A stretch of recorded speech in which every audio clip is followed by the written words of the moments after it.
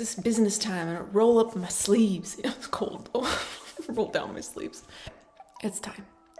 It is the first new moon of 2024, January 11th.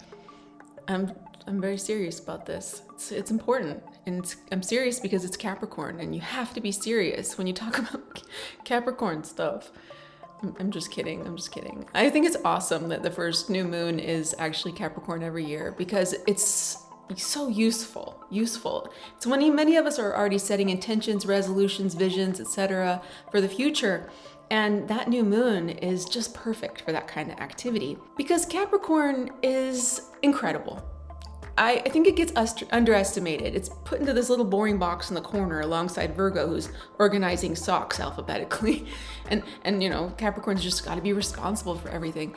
But it's not really like that. There's so much more to it. Obviously to Virgo too. I mean, not all Virgos are organizing socks alphabetically, but some of us do. Just kidding, I'm not that kind of Virgo. Capricorn's been getting plowed over by Pluto, disintegrating it all and smashing it all up into little bits and pieces here and there for a long time. And a lot of other challenging stuff has been going on in the Capricorn area of the sky for the last 4 or 5 years. So that's just the way it's been. And it's made it hard if you have a lot of Capricorn energy. And the good news is that this is the last new moon of Capricorn for a long time, like 200 something years, where Capricorn will be with Pluto. So from now on, it's free of Pluto after this one. So I'm going to talk to you a little bit why I think this is the perfect new moon for us to start on the right foot for 2024 and just get our little foundations going.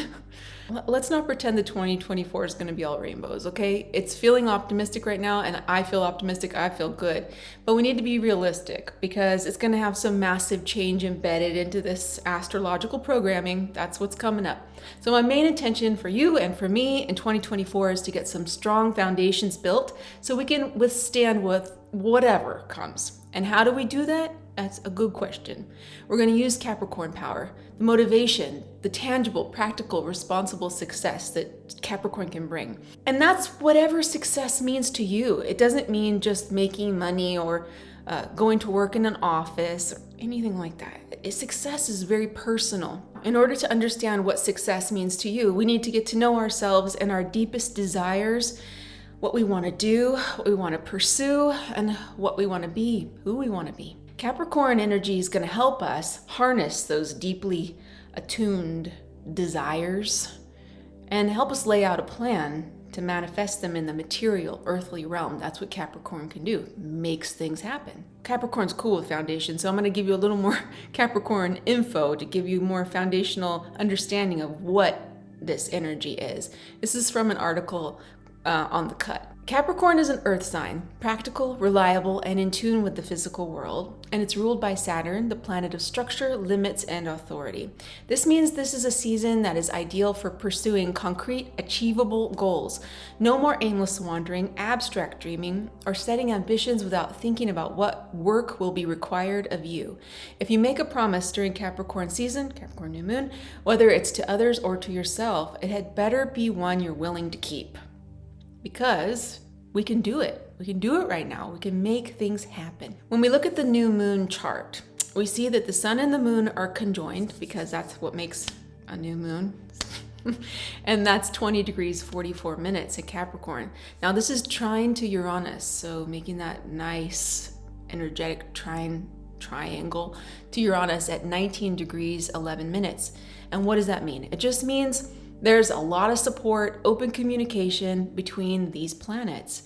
It's a positive flow, and this is dazzling, invigorating energy. I just love that. Liberty to create, a feeling of uniqueness, inherent spontaneity, vibrant vitality, an effervescent passion for life.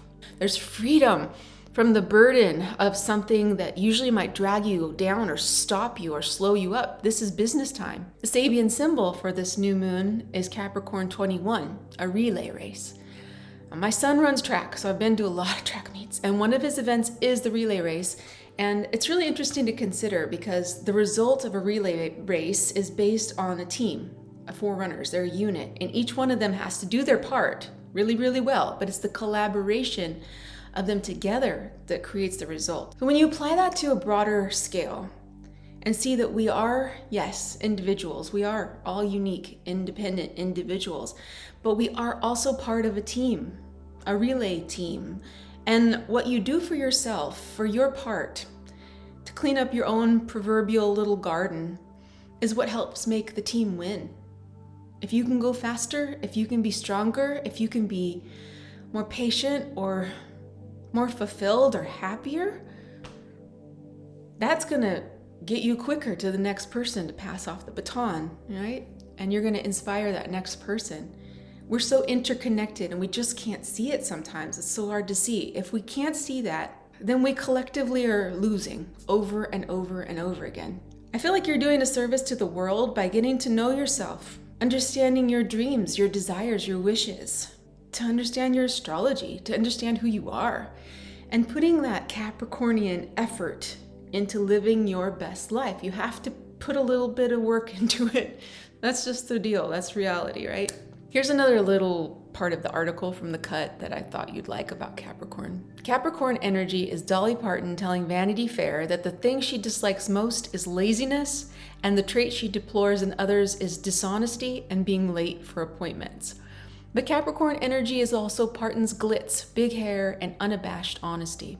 It's the notion that if you put in the work, you can do what you want because you've earned it. Capricorn energy is Shonda Rhimes building a successful TV empire, but it's also Rhimes writing some truly bananas plot lines on Scandal. I don't watch that show, but...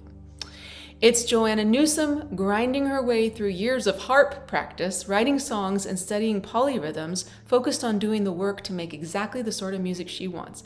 Now, I didn't know who Joanna Newsom was, so I looked her up, and it's kind of fun. She is interesting. You're gonna play something called a glissando. A glissando is the sound that many people just associate with the harp. Okay. It's kind of funny that I'm gonna do this because I don't use glissandi in my music.